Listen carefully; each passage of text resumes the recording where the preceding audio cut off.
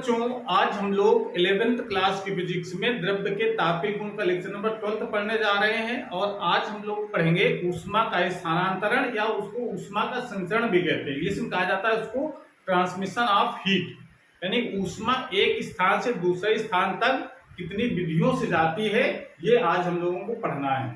ठीक है, तो जैसा कि हमको पता है कि ऊष्मा चलती कब है, जब दो स्थानों पर ताप में अंतर होता है, यानी एक स्थान का ताप ज्यादा हो, दूसरे स्थान का ताप कम हो, तो हमेशा ऊष्मा ऊंचे ताप से नीचे ताप की वस्तु की ओर जाती है। तो ये ऊष्मा की चलने की एक प्रमुख शर्त है कि तापांतर होना चाहिए, तभी ऊष्मा एक स्थान से दूसरे स्थान तक जाएगी। ठीक है ना। तो ऊष्मा का एक स्थान से दूसरे स्थान तक जाना, यही ऊष्मा का संचरण कहलाता है। लेकिन केवल एक स्थान से दूसरे स्थान भी नहीं कह सकते हैं, हम ये भी कह सकते हैं एक वस्तु से दूसरे वस्तु में जाना, ये भी ऊष्मा का स्थान कहलाता है। या फिर हम लोग कह सकते हैं कि एक ही वस्तु में एक स्थान से दूसरे स्थान में जाना है, वस्तु एक ही है, एक ही स्थान से दूसरे स्थान में जा रही है उसी वस्तु में, तो उसको भी हम लोग ऊष्मा का स्थानांतर कहते हैं। तो ऊष्मा का एक जगह से दूसरे जगह तक जाना, यही हमारा क्या कहलाता है, ऊष्मा का स्थानांतर या ऊष्मा का संचरण कहते हैं। तो सिंपल सी परिभाषा लिख सकते हैं कि ऊष्मा का एक स्थान से दूसरे स्थान तक जाना ऊष्मा का स्थानांतरण कहलाता है। अब ऊष्मा का स्थानांतरण कितनी तरीके से हो सकता है, उसकी तीन विधियां हैं। और वो है, पहली विधि हमारी है चालन, जिसको कहा जाता है कंडक्शन, दूसरा कहते हैं संवहन यानी कहते हैं उसको कन्वेक्शन, और तीसरा होता है विकिरण यानी रेडिएशन। तो सबसे ज्यादा हमको जो पढ़ना है वो चालन के बारे में पढ़ना है और विकिरण के बारे में पढ़ना है। थोड़ा बहुत हम लोग संवहन के बारे में पढ़ेंगे, लेकिन परिभाषा हम लोग तीनों की जानते हैं बढ़िया से, मतलब पहले इसका समझेंगे क्या होता है तीनों का। तो सबसे पहले लगाएंगे हम लोग चालन। चालन का मतलब क्या हुआ कि ऊष्मा संचरण की वह विधि या ऊष्मा स्थानांतरण की विधि जिसमें माध्यम के कण अपना स्थान स्थायी रूप से नहीं छोड़ते हैं, वो विधि चालन कहलाती है।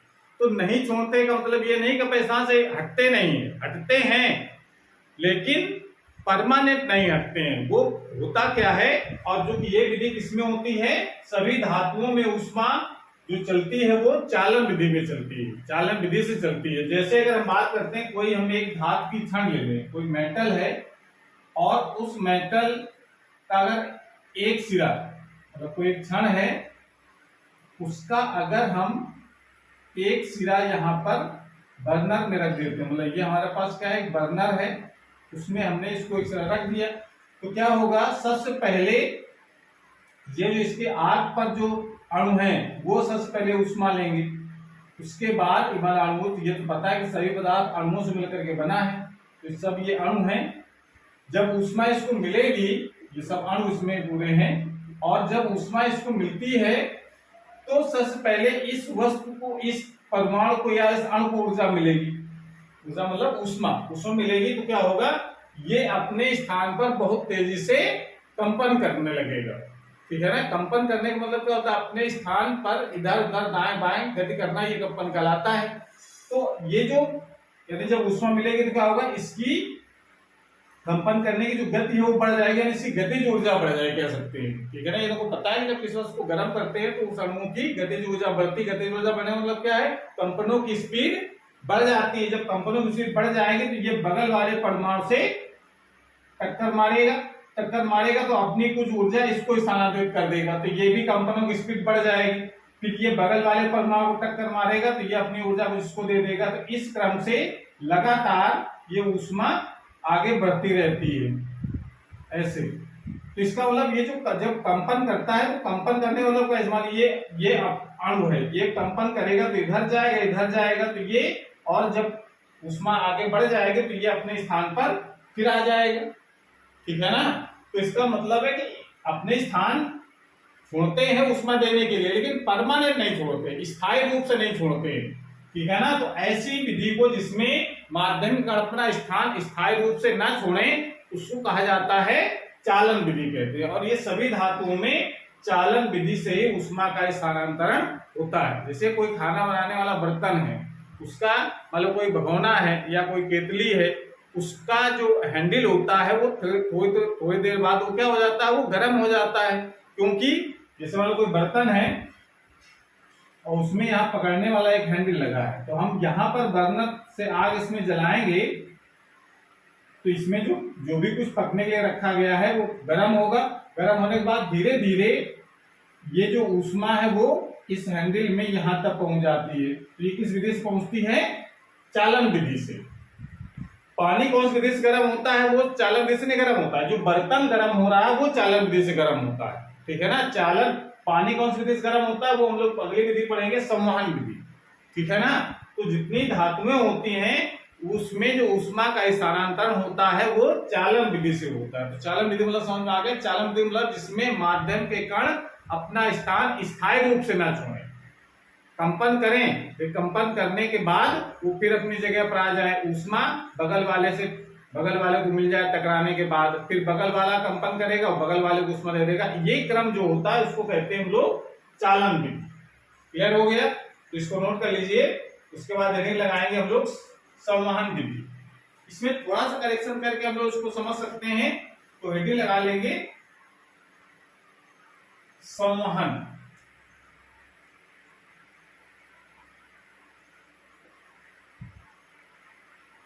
तो संवहन क्या करते हैं हम लोग, ऊष्मा स्थानांतरण की वह विधि जिसमें माध्यम के कण अपना स्थान स्थायी रूप से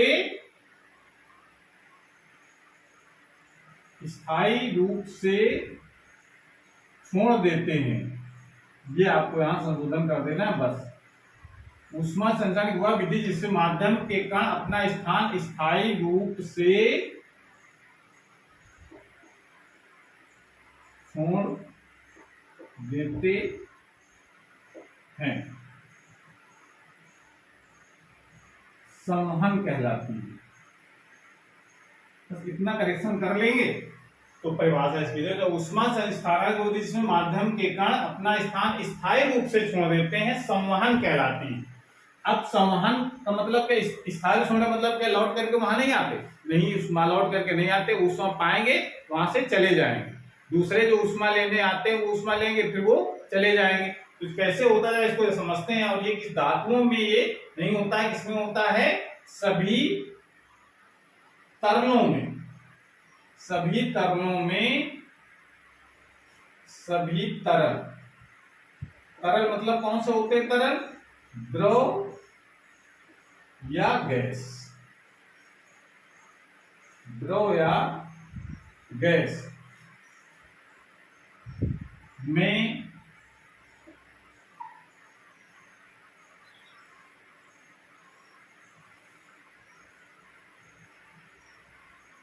सभी तरलों, द्रव या गैस में ऊष्मा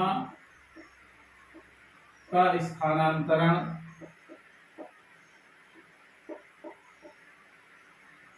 संवहन विधि से होता है। अब देखो जरा इसका क्या मतलब है, ये जरा समझना है कि स्थायी रूप छोड़ने से क्या मतलब है। जैसे अगर हम किसी बर्तन में कोई द्रव भर देते हैं, मतलब नहीं कि द्रव भर दिया, मतलब जल ले सकते हैं या कोई भी द्रव, और इसको हमने नीचे से बर्नर लगा करके इसको गर्म करना शुरू किया, ठीक है, बर्नर लगाया हमने, तो होगा क्या कि पहले ऊष्मा किसको मिलेगी, बर्तन को। बर्तन के संपर्क में जो अणु है पहले वो ऊष्मा लेंगे, या उसके संपर्क में जितने भी अणु हैं या जितना भी द्रव हो सब ऊष्मा लेंगे। जब ऊष्मा लेंगे तो क्या होगा, इसका ताप बढ़ेगा तो घनत्व तो घट जाएगा। भाई ताप ऊष्मा मिलेगी तो क्या होगा, द्रव का प्रसार होगा। द्रव का जब प्रसार होगा तो इसका आयतन बढ़ जाएगा, तो आयतन बढ़ेगा तो घनत्व तो कम हो जाएगा। भाई तुरंत उसमें पूरे द्रव थोड़ा मिल जाएंगे, पहले जो तली में है उसको ऊष्मा मिलेगी उस द्रव को, तो उसका प्रसार होगा, पहले प्रसार होगा तो उसका आयतन बढ़ जाएगा, आयतन बढ़ेगा तो घनत्व तो कम हो जाएगा, घनत्व तो कम होगा तो वो द्रव क्या होगा, हल्का हो जाएगा। और हल्की चीज कहाँ रहती है, द्रव के ऊपर। तो जितने भी ये द्रव के जो अणु हैं वो सब ऊष्मा पाकर कहाँ जाएंगे, ऊपर। जितने भी ये जो अणु हैं सब कहाँ चले जाएंगे, ऊपर आ जाएंगे। और जो हल्के यानी ठंडे जो अणु हैं या ठंडा जो जल है वो नीचे आ जाएगा, ठीक है ना। ऐसे इस तरीके से ये सब ऊपर वाले सब जल कहाँ जाएंगे, अणु नीचे आ जाएंगे, फिर ये ऊष्मा लेंगे, फिर ये ऊपर चले जाएंगे। तो ऐसे ऊष्मा ले लेकर के अपना स्थान छोड़ते जाते हैं, और जो ठंडे यानी कम ताप वाले जो अणु है वो नीचे आते हैं भारी होने के कारण, और फिर ऊष्मा लेंगे, हल्के हो जाएंगे, फिर ऊपर चले गए, ठीक है ना। तो ये क्रम चलता रहता, पूरा हमारा जो जल है या द्रव है गर्म हो जाता है। बात क्लियर होगा। तो इसका मतलब इसमें क्या हो रहा है कि अपना स्थान जो अणु है वो स्थायी रूप से छोड़ देते हैं, जबकि ठोस में ऐसा नहीं था, स्थान छोड़ते थे पर स्थायी रूप से नहीं, कंपन करते थे, अपनी जगह आ गए। यहाँ कंपन नहीं हो रहा, यहाँ ऊष्मा लेकर के वो अपने स्थान से चले जाते हैं। तो ऐसी विधि जिसमें माध्यम का अपना स्थान स्थायी रूप से छोड़ देते हैं, परमानेंट छोड़ देते हैं, तो ऐसी विधि को हम लोग कहते हैं समान विधि। और किसमें होती है ये, द्रव व गैस में। द्रव या गैस जितने भी तरल पदार्थ होते हैं उसमें ये समान विधि द्वारा वो गर्म होता है। बात समझ में आ गई। जैसे एग्जाम्पल आप दूसरे तरीके समझ सकते हैं। जैसे अगर हम बात करते हैं कि अगर सोचो कि अगर हम किसी बर्तन में पानी भर करके और धूप में रख दें, नीचे से गर्म करें तो हमने देखा पूरा पानी गर्म हो गया। अगर हम इसको बर्तन भर करके धूप में रख दें तो धूप से जब ऊष्मा इसको मिलेगी तो ये पानी क्या होगा, पहले ऊपर वाला गर्म होगा, ऊपर वाला गर्म होगा तो एक्सपेंड होगा तो फैलेगा, इसका आयतन बढ़ेगा तो घनत्व का मान कम हो जाएगा। घनत्व कम होने का मतलब वो हल्का हो गया। अब ऊपर वाला द्रव हल्का हो गया तो हल्की चीज कहाँ जाएगी, नीचे तो नहीं जाएगी, हल्की चीज कहाँ जाएगी, ऊपर ही रहेगी। इसका मतलब ये जो ऊपर वाला जो द्रव होता है वो ऊपर ही बना रहता है। तो धीरे धीरे थोड़ी बहुत तक नीचे तक उसमें पहुंच पाएगी और नीचे फिर वो जाना बंद कर देगा। तो नीचे वाला जो पानी है वो पूरा गर्म नहीं हो पाता। तो धूप में रख करके पानी को पूरा हम गर्म नहीं कर सकते हैं, क्योंकि ऊपर से ऊष्मा मिलने के बाद जो द्रव ऊष्मा लेता है वो हल्का हो जाता है, और हल्का होने का वो ऊपरी बना रहता है, नीचे नहीं जा पाता। तो इसमें संवहन वाली क्रिया नहीं हो पाती है, ठीक है ना। अगर ये पानी घूम करके ऊपर वाला नीचे वाला ऊपर जाए तो ये पूरा पानी गर्म हो जाए, पर ऐसा नहीं हो पाता है, क्योंकि ऊष्मा पाकर के जो हल्का हो गया पानी वो द्रव ऊपरी है, और ऊपर होने का नीचे वाले में ऊष्मा नहीं जा पाती है। इस कारण से धूप में रख करके किसी भी द्रव को हम नीचे तक गर्म नहीं कर सकते, ठीक है ना। तो इसमें समान वाली विधि अप्लाई नहीं हो पा रही है। दूसरी बात और जो समझ सकते हैं हम लोग, जैसे कोई कमरा है और कमरे में अगर एसी लगाना है तो एसी का प्रोसेस जो होता है वो हमेशा कहाँ लगाया जाता है, तो ज्यादा बेनिफिट रहता है ऊपर। कमरे ये फर्श हो गई, ये कमरे क्या हो गई फर्श। अगर आप एसी यहाँ लगाएंगे तो क्या होगा कि ये जो ऊपर वाली हवा पे ठंडी हवा फेंकेगा तो ऊपर जो हवा है, हवा तो सब जगह है, ऊपर वाली हवा पे ठंडी होगी, और ठंडी होगी तो क्या होगा, ये भारी हो जाएगी। ठंडी होने पर क्या क्या होता है, उसका संकुचन होता है, यानी आयतन कम होगा, घनत्व बढ़ेगा, तो ये भारी हो जाएगा, तो भारी हो जाएगा तो कहाँ जाएगा, नीचे, यानी जो हवा है वो नीचे आ जाएगी, ठीक है ना। और जो भारी वाले यानी जो हल्के वाले जो अणु थे जो भी गर्म है, कमरे का टेम्परेचर ज्यादा है जहां पर, तो वो क्या होंगे, वो ऊपर आएंगे, और फिर ये वाले नीचे। ऐसी ये क्रिया लगातार चलती रहती है और पूरा कमरा हमारा जो है वो ठंडा हो जाता है। अगर यही क्रिया अगर हम उल्टा कर दें, एसी नीचे लगा दें यहाँ, जैसे अगर हम देखें इसको, अगर हम एसी यहाँ लगा दें, यहाँ नीचे, तब क्या होगा, अगर यहाँ अगर एसी लगा है तो पहले हवा यहाँ की ठंडी होगी, और ठंडी होगी तो क्या होगा, ये भारी हो जाएगी, तो ठंडी हवा फिर भारी चीज कहाँ रहेगी, नीचे, ये ऊपर नहीं जा पाएगी। इस कारण से इसमें नीचे तो ठंडक रहेगी, ऊपर की जो हवा होती है वो गर्म रहती है। तो आप समझ सकते हैं कि एसी लगाना कहाँ पर बेनिफिट रहता है। तो एसी लगाना ऊपर की तरफ, यानी जहाँ रूफ होती है उसकी तरफ लगाना ज्यादा लाभदायक होता है, पूरा कमरा ठंडा करने के लिए, ठीक है ना। ब्लोअर इसका उल्टा होता है। ब्लोअर जैसे एसी लगाना कहाँ सही है, ऊपर, ये एसी लगाने का कॉन्सेप्ट गलत है। अब ब्लोअर इसका उल्टा होता है, ब्लोअर नीचे लगाएंगे तो जल्दी कमरा गर्म होगा, भाई नीचे लगाएंगे तो यहाँ गर्म होगी पहले नीचे वाली हवा, और गर्म होकर हल्की हो जाएगी, ऊपर चली जाएगी, ऊपर ठंडी हवा है वो नीचे आएगी, वो गर्म होगी, ऊपर चली जाएगी, ये क्रम चलता रहेगा। तो ये हमारा पूरा जो द्रव है या पूरा जो कमरा है, कमरे की हवा है वो गर्म हो जाएगी। तो कब ये पॉसिबल होता है? जब यहाँ पर आप ब्लोअर लगाएं, ठीक है ना। ब्लोअर लगाने से ये कॉन्सेप्ट लगाया जाता है। तो ब्लोअर अगर लगाएंगे तो ये वाला कॉन्सेप्ट सही है और एसी के लिए ये वाला कॉन्सेप्ट सही है। तो इस तरीके से हम ये समझ सकते हैं कि संवहन का मतलब क्या हुआ। संवहन का मतलब होगा जिसमें माध्यम का अपना स्थान स्थायी रूप से छोड़ देते हैं, वो विधि हमारी कहलाती है संवहन विधि। क्लियर हो गया? इस तरीके से आपको ध्यान रखना है। और ये चीज समझ गए कि ये जो दोनों विधियां हम लोगों ने पढ़ी हैं, ये दूसरी विधि हम लोग पढ़ रहे हैं संवहन विधि। तो संवहन विधि और चालन दोनों में माध्यम की आवश्यकता होती है। बिना माध्यम के ऊष्मा एक स्थान दूसरे स्थान तक नहीं जाएगी, ठीक है ना। फिर तीसरी विधि जरा समझो। तीसरी विधि हमारी क्या है? इसको हम लोग कहते हैं विकिरण विधि। विकिरण विधि ऊष्मा स्थानांतरण विधि, जिसमें अब आगे पूरा व्यवहार के लिख देते हैं, जिसमें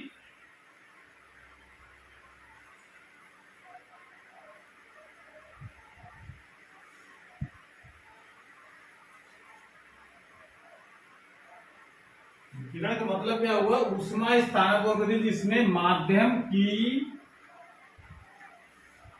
आवश्यकता नहीं होती है, नहीं होती है, विकिरण कहलाती है।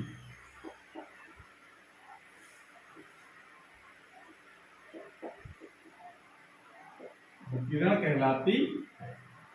अब देखो जरा, इसमें इसके पहले वाले हम लोगों ने क्या पढ़ा है? उसमें माध्यम चाहिए, चालन के लिए माध्यम चाहिए, संवहन के लिए माध्यम चाहिए, लेकिन विकिरण के लिए माध्यम की आवश्यकता नहीं है। अगर माध्यम है तो भी ठीक है, नहीं है तो भी ठीक है। जैसे सूर्य से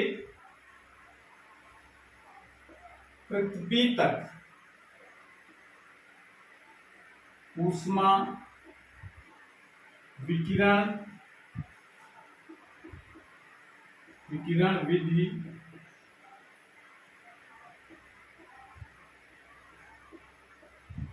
आती है। यानी सूर्य से जो ऊष्मा आ रही है पृथ्वी तक, कौन सी विधि से आती है? विकिरण विधि से। तो ये बात आपको ध्यान रखनी है, इसमें माध्यम हो चाहे ना हो। मतलब जैसे अगर यहां सूर्य है, यहां अगर सन है और ये पृथ्वी,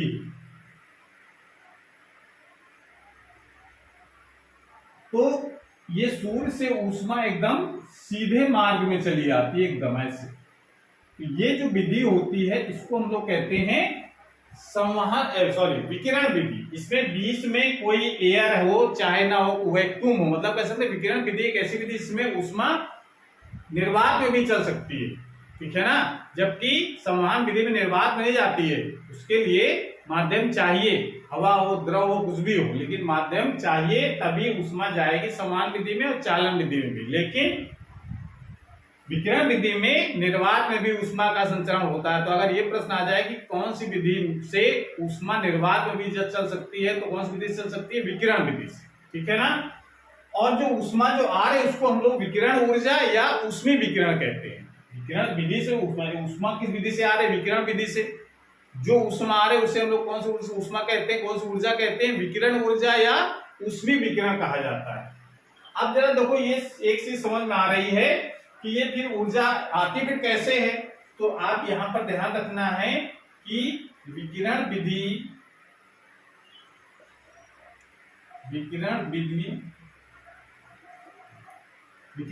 में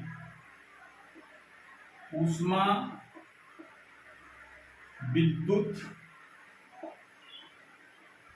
चुंबकीय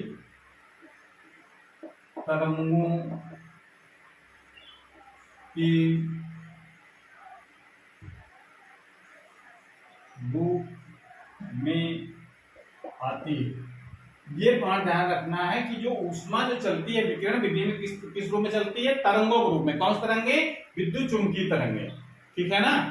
और दूसरी बात इसमें कह सकते हैं कि जब विद्युत चुंबकीय तरंग होती है, विद्युत चुंबकीय तरंगों की स्पीड कितनी होती है, प्रकाश के वेग के बराबर। तो इसका मतलब विकिरण विधि में जो ऊष्मा स्थानांतरण की जो स्पीड है वो सबसे ज्यादा तेज होती है चालन और संवहन की अपेक्षा। चालन में सबसे कम होती है, उससे ज्यादा संवहन में, उसके बाद फिर विकिरण में सबसे तेज होती है। तो आप ये पॉइंट भी आपको ध्यान रखना है। विकिरण विधि में ऊष्मा का स्थानांतरण चालन व संवहन की अपेक्षा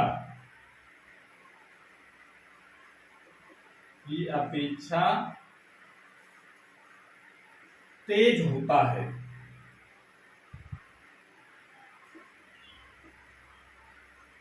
तेज होता है, उसकी स्पीड कितनी होती है, प्रकाश वेग के बराबर 3 × 10⁸ मीटर पर सेकेंड।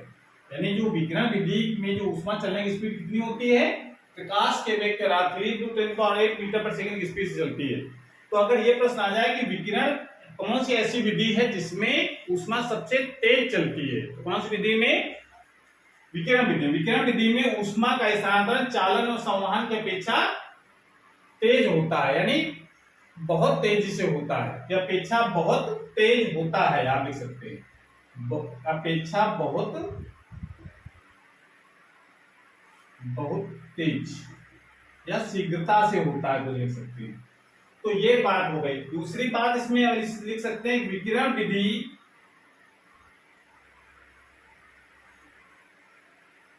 में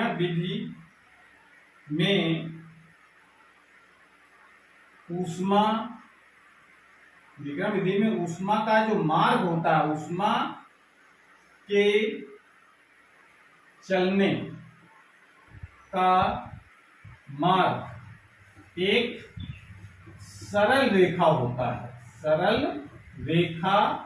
होता है। मतलब ये आ जाए कि अगर कौन सी विधि में ऊष्मा एकदम सीधी रेखा में चलती है, भाई प्रकाश सूर्य से पृथ्वी तक आ रहा है तो किसी न एकदम सीधा आता है, तो सीधा यानी सरल रेखा में होता है। बल्कि संवहन विकिरण विधि में मार्ग टेढ़ा मेढ़ा भी हो सकता है। चालन और संवहन में मार्ग कैसा हो सकता है, टेढ़ा मेढ़ा। लेकिन विकिरण विधि में जो मार्ग होता है ऊष्मा चलने कैसा होता है, एकदम सीधी रेखा में, सरल रेखा में होता है। ठीक है ना। तो इस तरीके से हम विकिरण विधि के बारे में समझ सकते हैं कि विकिरण विधि में माध्यम की आवश्यकता नहीं होती है।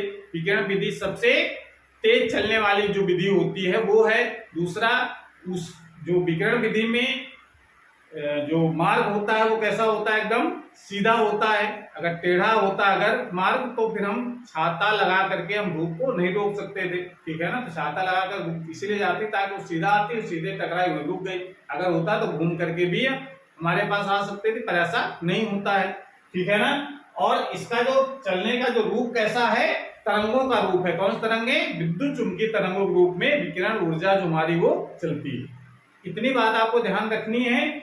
और जैसा कि हम लोग केवल सूर्य से ऊष्मा नहीं आती है पृथ्वी तक विधि से, और भी तमाम सोर्सेज हैं जहां ऊष्मा विकिरण विधि से आती है। जैसे अगर हम सर्दियों के समय जब आग ताप रहे होते हैं तो आग दूर जलती है, हम दूर बैठ करके आग का आनंद लेते हैं, तो वो जो ऊष्मा हमारे पास आ रही है वो कौन सी विधि से आ रही है, विकिरण विधि से।